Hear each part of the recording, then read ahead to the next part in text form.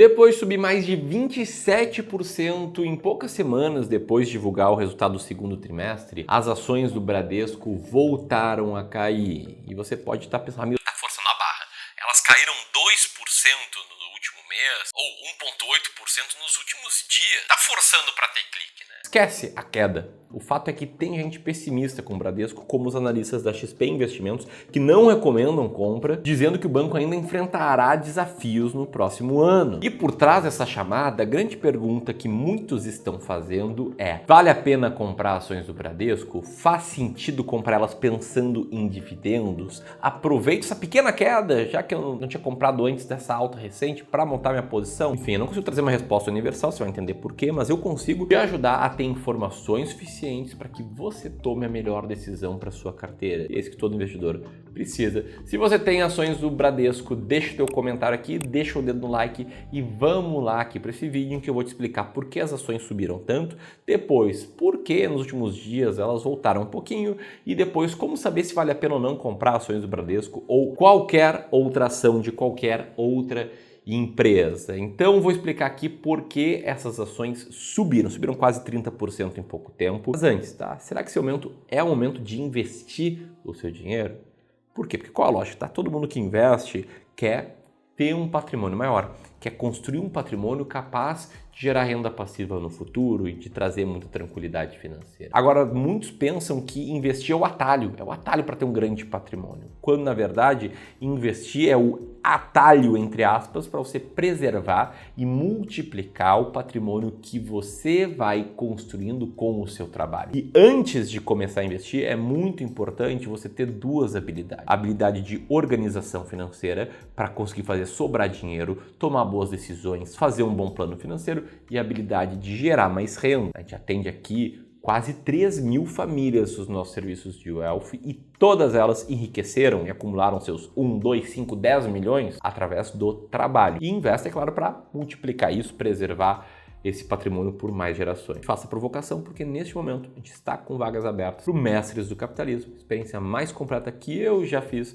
sobre educação financeira e também investimentos. O link da inscrição está na descrição. Eu faço questão de frisar isso em todos os vídeos, porque tirando esse projeto, a gente não tem mais projetos de educação financeira, a gente é uma empresa de gestão e consultoria de investimento. E nas raras oportunidades que a gente abre, quero que todo mundo fique sabendo. Primeiro link aqui na descrição. Quando você vai escrevendo, eu quero primeiro falar aqui sobre por que a alta nas ações do Bradesco. E a resposta é que o resultado foi melhor do que o esperado. O lucro líquido cresceu cerca de 12%. Os analistas esperavam um lucro de 300 milhões a menos. Estavam com medo dos números, até porque no primeiro trimestre o lucro líquido tinha caído. E mais do que isso, em 2023 o lucro tinha caído mais de 20%. O mercado financeiro é assim. É a expectativa do mercado contra a realidade. E muitas vezes, quando uma ação está tomando pau, quando uma empresa está indo mal, o mercado passa a ter uma expectativa muito negativa, enviesada pelos resultados recentes. Foi exatamente o caso do Bradesco.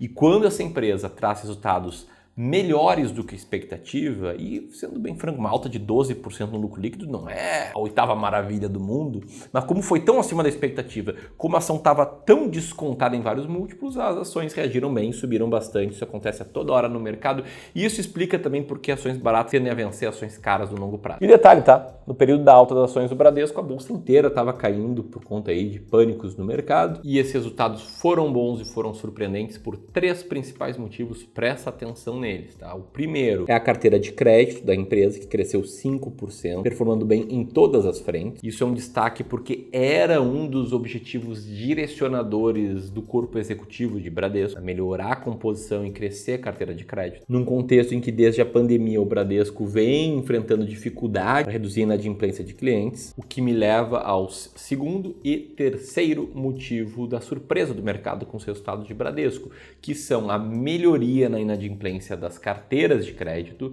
e também a recuperação ali da linha de PDD, a linha de provisão para devedores duvidosos. No último trimestre de 2020, o índice de inadimplência do banco era de 2,2%, enquanto o montante destinado à cobertura dos inadimplentes foi de 4 bilhões no período. Já no final de 2022, essa inadimplência tinha aumentado bastante, tinha chegado a 4,3%, com uma provisão de 10 bilhões para devedores duvidosos, ou seja, subiu de 4 para 10 bilhões em apenas 2 anos. A coisa ficou feia, o caldo azedou ali para o Bradesco, por isso que as ações sofreram tanto. Só que agora, no segundo trimestre de 2024, essa inadimplência, embora esteja a mesma de 2022, ela caiu consideravelmente da metade de 2023 para cá e o PDD saiu de 10 bi para 7 bilhões nesse trimestre, quase 30% a menos, o que quer dizer que Bradesco teve sim uma boa recuperação neste último trimestre, tanto no aumento de lucros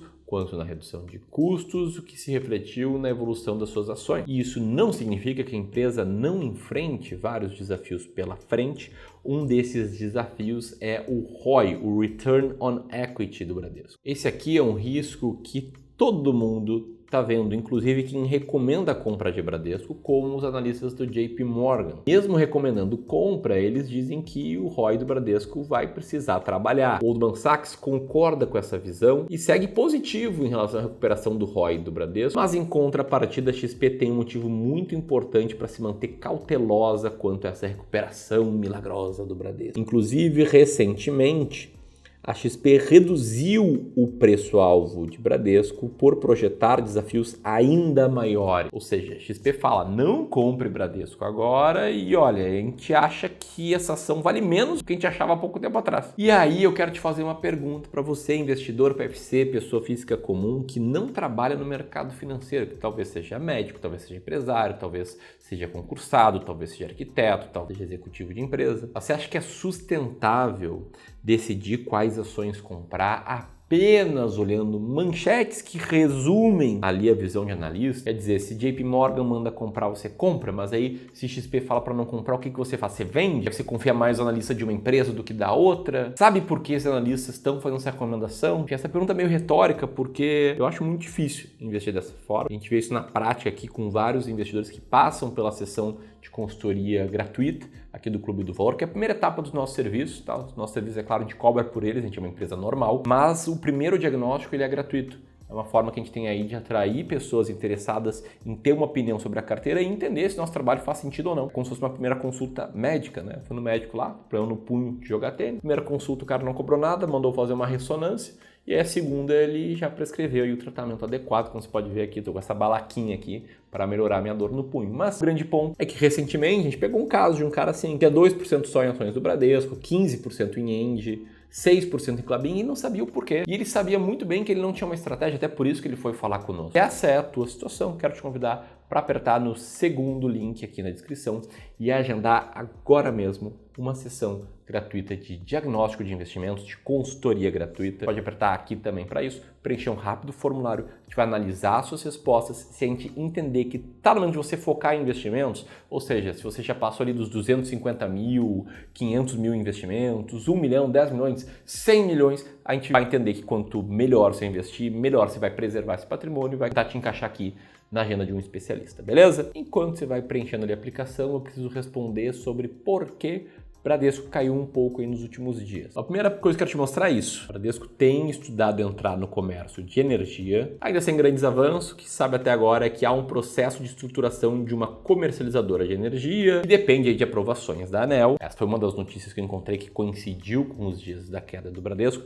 que não necessariamente tem uma correlação direta, né? Às vezes correlação não é causalidade. Mas uma outra notícia que apareceu recentemente é a aprovação da compra de uma fatia no banco John Deere, a metade desse banco, já com a aprovação do órgão regulatório, numa transação aí cujo valor não foi divulgado ainda. De novo, correlação não é causalidade, e uma queda de 2,5% em ações não é nada. É tipo um tenista num set perder um game, tipo, ele geralmente perde um game num set. Mas o que a gente pode imaginar aqui é que eventualmente esses dois investimentos entrem no capex do banco, podem eventualmente ser refletidos numa menor distribuição de dividendos, ou pode aumentar o custo, ou ainda as ações podem estar só apenas tendo um ajuste, né? Porque estão agora no novo patamar, pós-resultado acima do anterior, e até mesmo antevendo a sequência do desafio, porque assim, Bradesco segue num período desafiador, segue com múltiplos abaixo da média dos bancos, e como o XP bem diz, ele sofre aí uma alta pressão para se reestruturar até 2025. E a grande pergunta que fica é: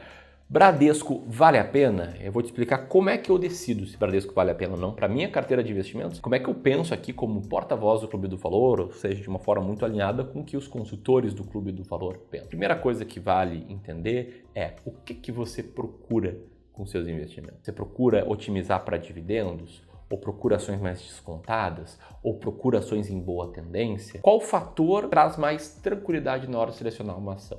Eu sei que para muitos, em especial para aqueles que acompanham o Bradesco, o fator que chama atenção se chama dividendo. E esse é o seu caso. Você está procurando uma ação ou uma carteira de ações com foco em dividendos? A segunda pergunta é: o que eu vou olhar para definir se uma empresa é ou não uma boa pagadora de dividendos? Spoiler, não adianta olhar só para o dividend yield atual.